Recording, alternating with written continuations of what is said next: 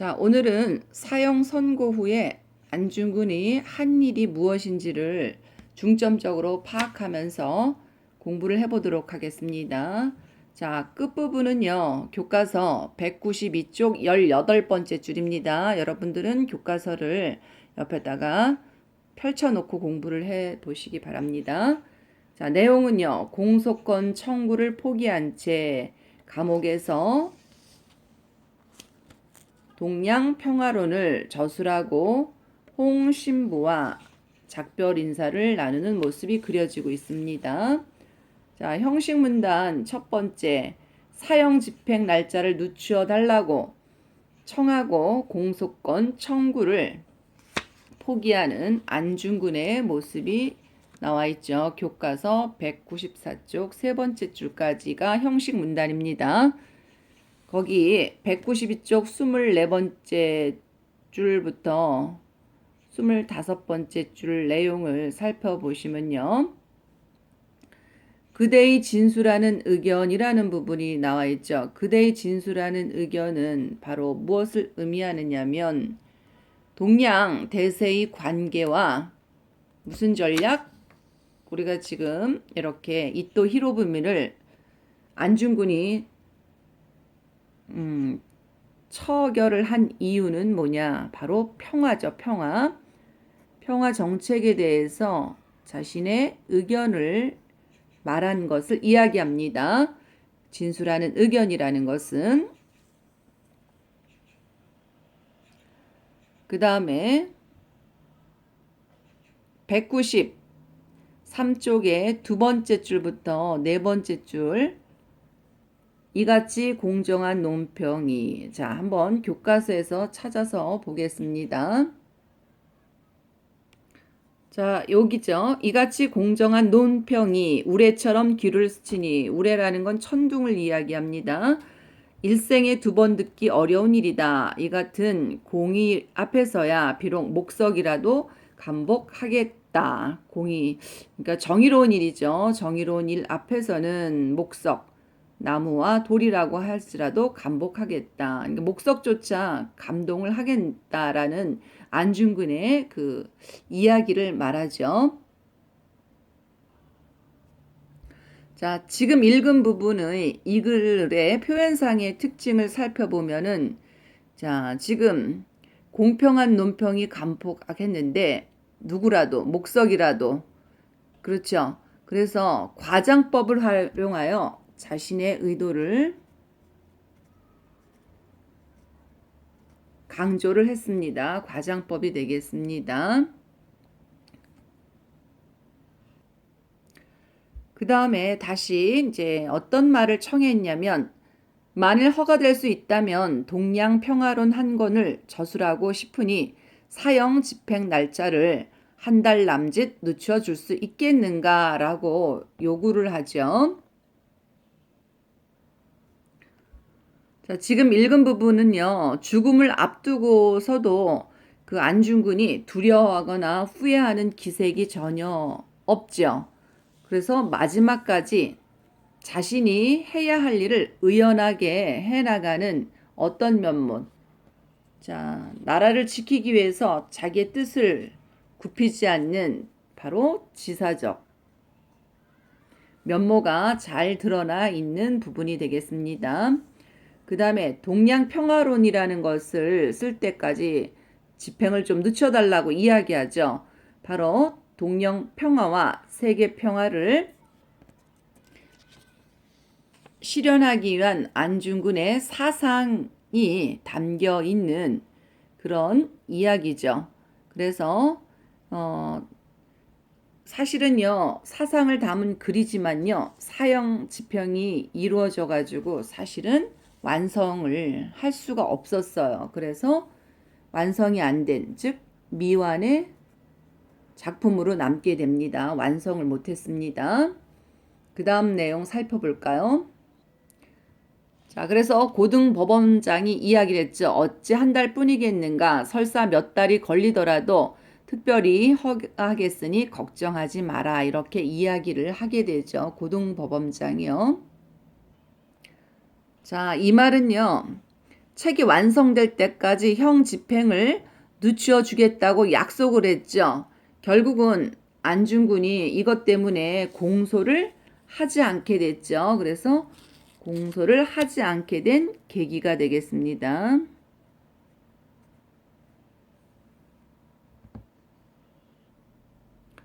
자, 어떻게 생각을 했냐면요.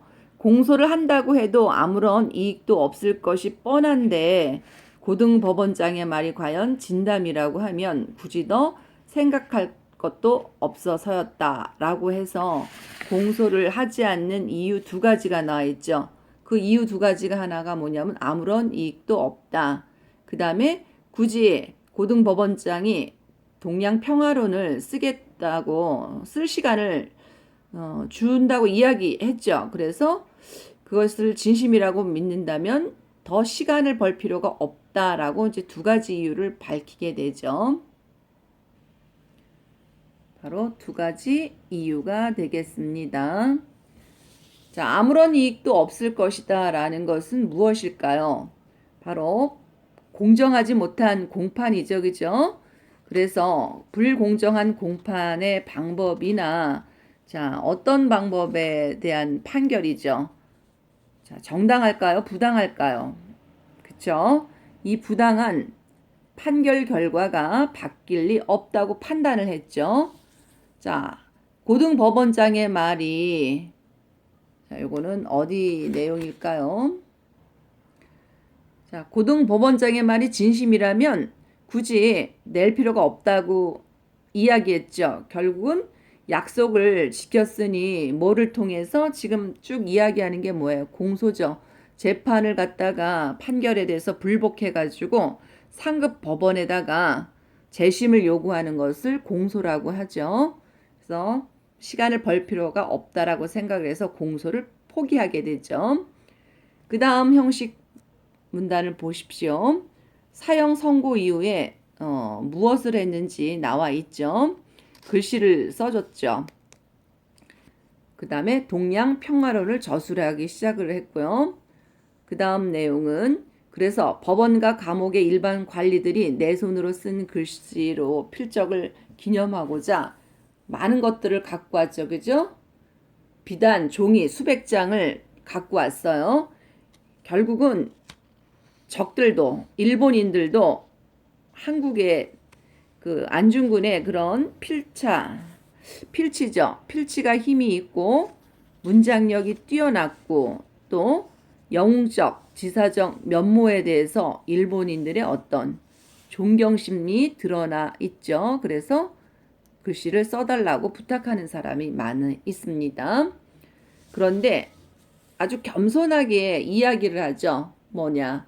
나는 부득이 자신의 필법이 능하지도 못하고 남의 웃음거리가 될 것도 생각하지 못하고서 이렇게 이야기하는 부분이 나와 있는데 교과서 7번째 줄까지죠.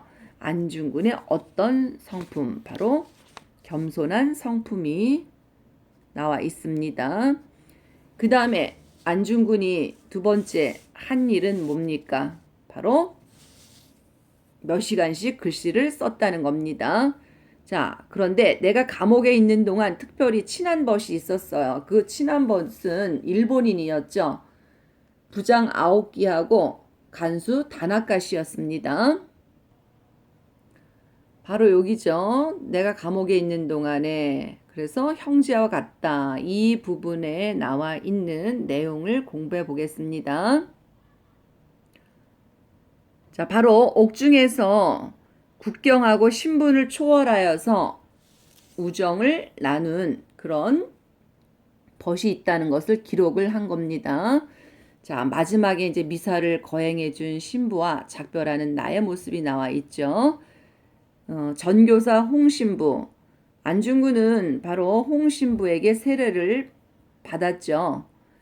1890년쯤에서 한국에 와서 그 홍신부는 프랑스 사람이었죠. 자, 여기 보면은 프랑스 사람이라는 게 나와 있죠. 그 다음에 여기 1890년쯤에 한국에 와서 한성과 전항에서 몇 해를 살았고 또 그 뒤에도 같이 있었다라는 이 홍신부에 대한 얘기가 쭉 나와 있는데요. 역시 이 읽은 부분은 이 글의 표현상의 특징이 나와 있습니다. 글쓴이 개인의 기억에 의존하여서 당시의 사건을 기록했다는 것을 알 수 있습니다. 그래서 사건을 기록한 거 보면은 왜 우리 해고록하고 비슷하다 그랬죠. 해고록은 역사적인 사건을, 그러니까 사건 위주로 쓴 것이고, 자서전은 뭐라 그랬어요. 자신의 어떤 경험이나 느낌, 감상 이런 것들이 물론 자기가 한 일도 포함되겠지만 그런 차이점이 있다고 이야기했죠. 그 다음에 홍신부와 나는 서로 이야기를 했다. 자, 이제 195쪽 7번째 줄부터 8번째 줄 내용입니다. 바로 이 부분이죠. 홍신부와 나는 서로 이야기를 하면서 작별하면서 내게 말했다 하는 부분인데요. 마지막 작별 인사가 되겠죠. 자, 그 다음 내용 볼까요? 인자하신 천주께서 너를 버리지 않을 것이요 반드시 거두어 주실 것이니 안심하고 있으라. 이거는 사형 집행을 앞두고 있는 안중근을 종교적으로 어떻게 했다는 내용인가요? 바로 위로를 했다는 내용이죠. 위로함. 그 다음에 마지막 구절에 이상이 안중근의 32년 동안의 역사의 대강이다.